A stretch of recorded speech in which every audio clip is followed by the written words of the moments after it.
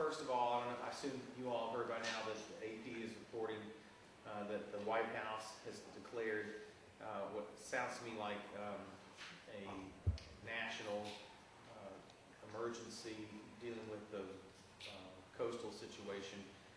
Federal resources are going to be coming down.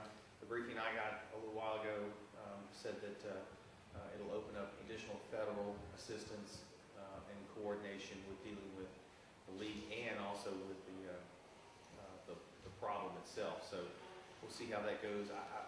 BP Energy has been on doing all they can as the responsible party, and what I've heard is that they've been very, very cooperative and are working with both parish and state agencies and entities to minimize the risk of damage at the coast, and particularly in the fisheries. So we are monitoring it, doing all we can, waiting to see where it goes and what happens, and we'll continue to work on that, I'm certain, over the course of the next week.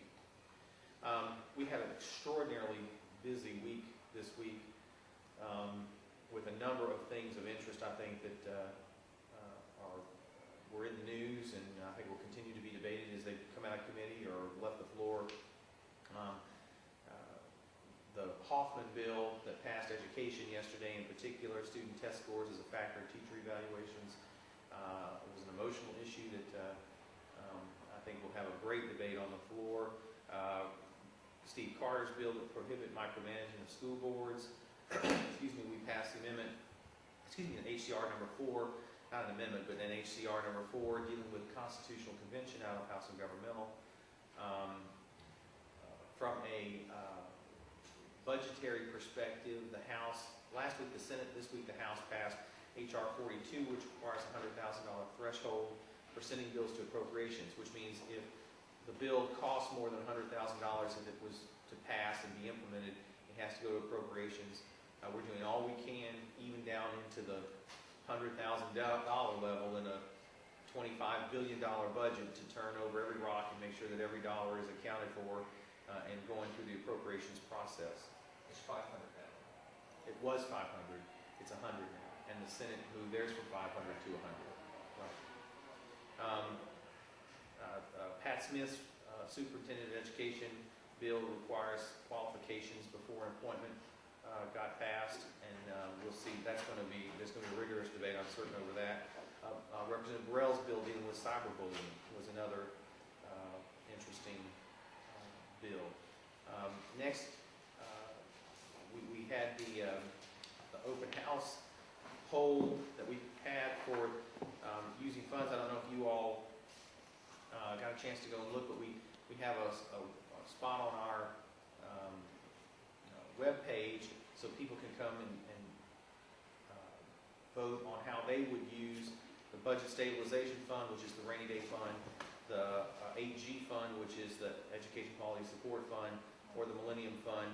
About 50% of the people who responded so far have said they would not use any of them in the circumstances that we're in today. I feel that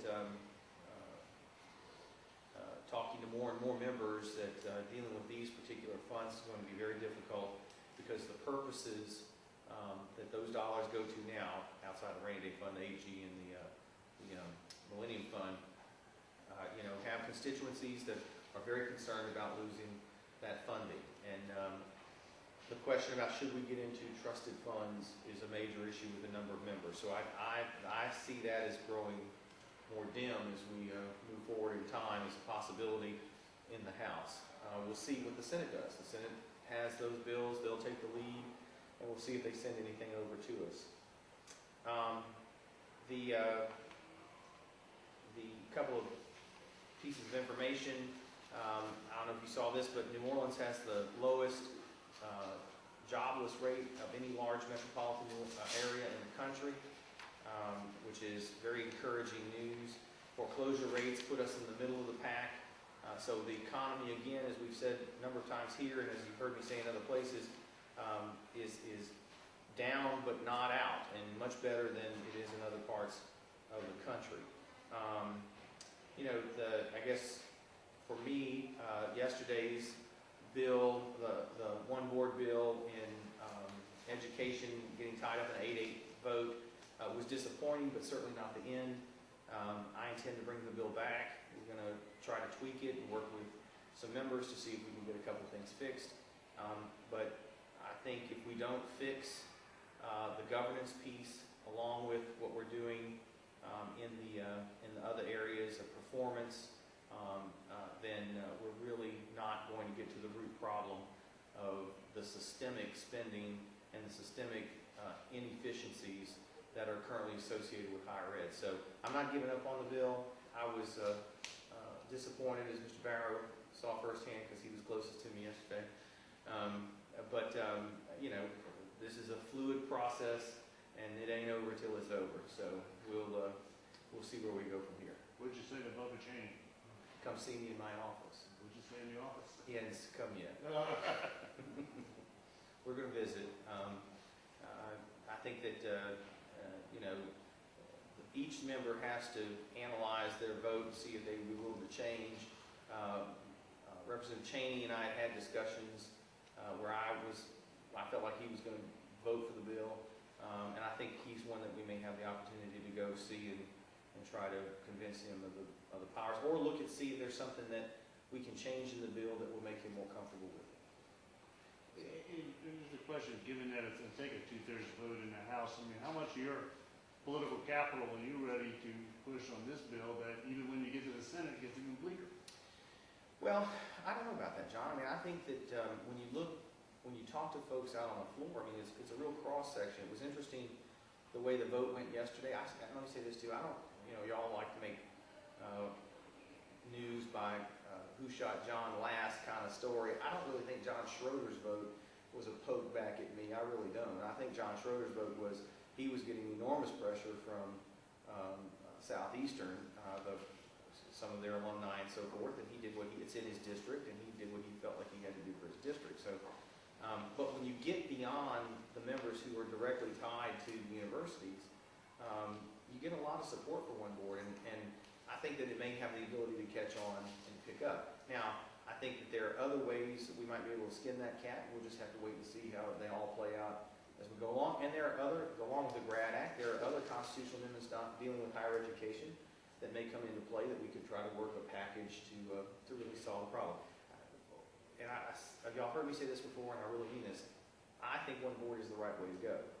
If it's not the will of the body, there are other ways to get to the ultimate goal, which is accountability. And if we have to fall back to something that is not to my first liking, but something that gets us to accountability, then that's what we'll look at doing. But right now, I'm not willing to give up on one board, not just yet. You have any other targets besides Cheney? I wouldn't define him as a target. Getting away from the gun, Richard. Or the vote. Any other of those 8 that you think? Oh yeah, they're all. No, I think there's several members who we can talk to and see. The Southern Board obviously very strenuously objecting to the one board bill, and I think there's some members of the Black Caucus who, at the end of the day, didn't feel like maybe that was the way they should have gone, and so we'll visit with. I'm going to visit with all 8 of them. And I think the 8 that voted with me will stick with me, and I appreciate very much their willingness to do that. Do you have any problem with Bowdon recusing himself? No, I asked Bowdon to recuse himself. That was at my request because I thought he was an absolute textbook case of when someone should recuse themselves. He was stuck making a decision that would directly impact his own life through his job at Southern, and I didn't think that my request, my bill, put him in the position that he needed to stay on and vote. It would have put him in a very awkward position with his employer or with me, and it was, I think I said, a textbook case of when someone should recuse themselves. If you have a direct personal connection in that context, that's when you should really consider recusing yourself. And actually, under the rules, you're supposed to recuse yourself. So I thought that was appropriate, even though I think he would have voted with me, and it would have been the 9th vote.